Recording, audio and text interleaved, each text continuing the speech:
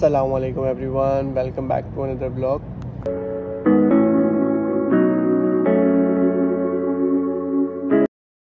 अच्छा, तो इस ब्लॉग में मैं आज आप लोगों को बताऊंगा कि 2024 में बैचलर्स के लिए यूके आना चाहिए या नहीं। तो दोनों का बताऊंगा, बैचलर्स और मास्टर्स क्या डिफरेंस है और आप लोगों को 2024 में आना चाहिए या नहीं आना चाहिए, अप्रॉक्सीमेटली फ़ीस कितनी होती है, लिविंग एक्सपेंस क्या होता है। तो ये सारी चीज़ें हम लोग कवर करेंगे। तो सबसे पहले स्टार्ट करते हैं बैचलर्स से, ठीक है। तो किसी को अगर बैचलर्स के लिए इधर आना है तो क्या एक्सपेंस होता है, क्या क्राइटेरिया होता है और क्या उसको आना चाहिए या नहीं आना चाहिए। तो एक्सपेंस जो होता है वो तकरीबन, अगर आप जो है मिनिमम किसी सस्ती यूनिवर्सिटी को भी टारगेट कर रहे हैं ना, तो 13,000 पाउंड्स पर ईयर, ठीक है। 13,000 पाउंड्स पर ईयर। मैं ये आपको सस्ती यूनिवर्सिटी का बता रहा हूँ, जो एक चीप यूनिवर्सिटी, अगर आप किसी चीप यूनिवर्सिटी को टारगेट करते हैं तो 13,000 पाउंड्स पर ईयर आपकी फ़ीस होगी। यहाँ पे जो डिग्री होती है बैचलर्स की वो 3 साल की होती है, ठीक है।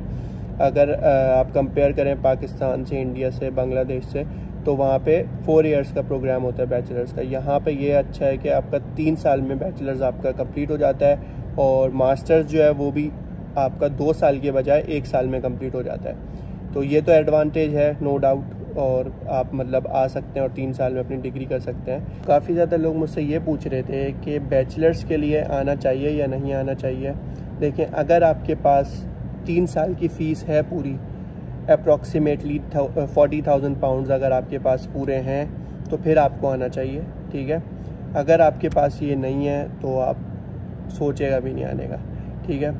तो ये चीज़ जो है अपने दिमाग में रखें। अगर आपके पास 40,000 पूरी फ़ीस है और आपको सिर्फ यहाँ पे आना है और आपका मकसद सिर्फ पढ़ना है तो आप बिल्कुल आएँ, ठीक है, मोस्ट वेलकम। लेकिन अगर आप ये सोच के आ रहे हैं कि मैं 1 साल की फ़ीस पे कर दूं या मैं 1 सेमेस्टर की फ़ीस कर दूं और बाकी मैं यहाँ पे आके कमा लूँगा, तो मैं सीरियस बता रहा हूँ, अपने पर्सनल एक्सपीरियंस से बता रहा हूँ, आप अपना टाइम वेस्ट करेंगे।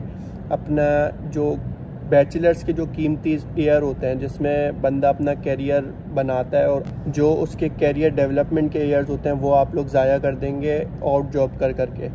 तो मेरा ये मशवरा है आप लोगों को, ठीक है, अपने मैं पर्सनल एक्सपीरियंस से बता रहा हूँ कि आप लोग अगर बैचलर्स के लिए आ रहे हैं तो पूरी फ़ीस लेके आएँ।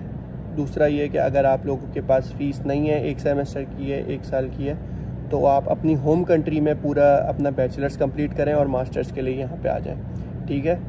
आप लोग बिल्कुल भी ये नहीं करेगा कि 1 सेमेस्टर या 1 साल या 2 साल की फ़ीस लेके जो आप यहाँ पर आ जाएं और अपना कीमती वक्त ज़ाया कर दें। इसके लिए मैं हरगिज़ किसी को भी रिकमेंड नहीं करूँगा, क्योंकि काफ़ी मुझसे लोग पूछ रहे थे कि हम लोग बैचलर्स के लिए आ जाएँ और इस तरह मतलब कर लें और फ़ीस निकल जाएगी या नहीं निकल जाएगी।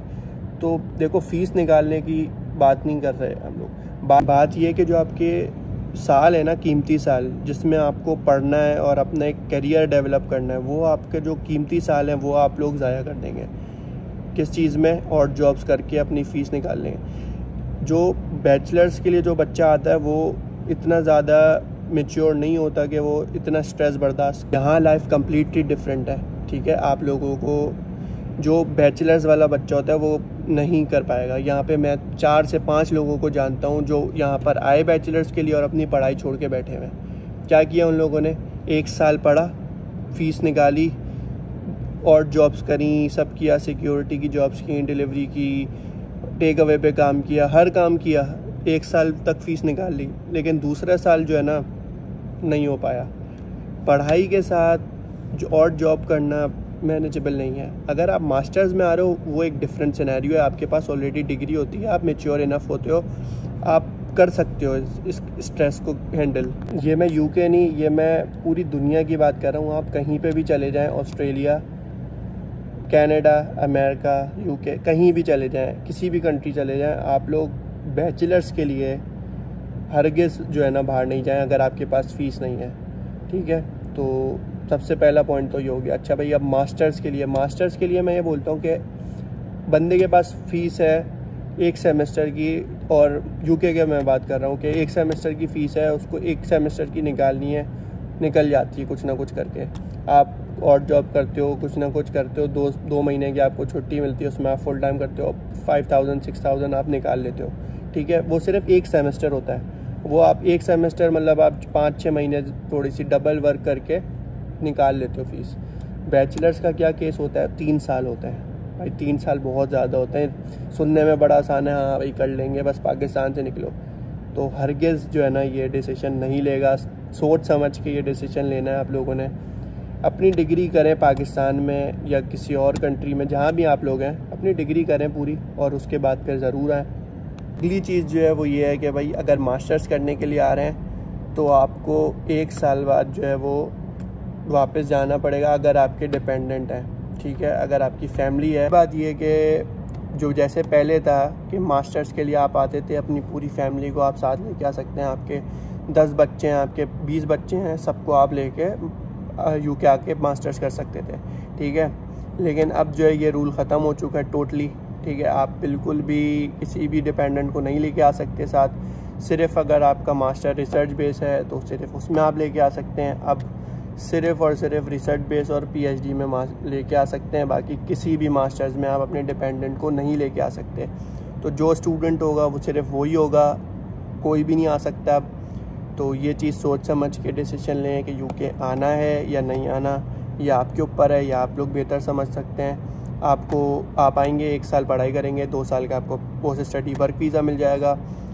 पोस्ट स्टडी वर्क वीज़ा मिलने के बाद अगर आप लोगों ने स्किल्ड वर्कर वीज़ा पे स्विच कर लिया तो आप अपनी फैमिली को बुला सकते हैं, नहीं तो नहीं बुला सकते। स्किल्ड वर्कर वीज़ा में भी अगर आपने हेल्थ केयर की तरफ अगर आप हैं, आप यानी आप केयर असिस्टेंट हैं या आपके पास केयर वर्कर वीज़ा है, तो तब भी आप अपने किसी भी डिपेंडेंट को नहीं बुला सकते। तो ये चीज़ जो है वो टोटली आपके ऊपर है। अच्छा, तो मैं मास्टर्स की फ़ीस का भी थोड़ा सा आप लोगों को बता देता हूँ कि मास्टर्स की फ़ीस जो है वो अराउंड 12,000 से 15,000 के अराउंड होती है, ठीक है, एक नॉर्मल यूनिवर्सिटी की। और अगर आप टॉप 10 यूनिवर्सिटीज़ को टारगेट करते हैं तो वो आपको 30-40,000 से ऊपर आपका चला जाता है पूरे साल का, ठीक है। तो सोच समझ के आप लोगों ने आना है। ये चीज़ मैंने सब चीज़ें बता दी हैं। कुछ समझ नहीं आया हो तो आप लोग कमेंट कर सकते हैं, आपका भाई हाजिर है, ठीक है। तो होपफुली आप लोगों को व्लॉग पसंद आया होगा। लाइक एंड सब्सक्राइब करना नहीं भूलेगा। अल्लाह हाफ़िज़।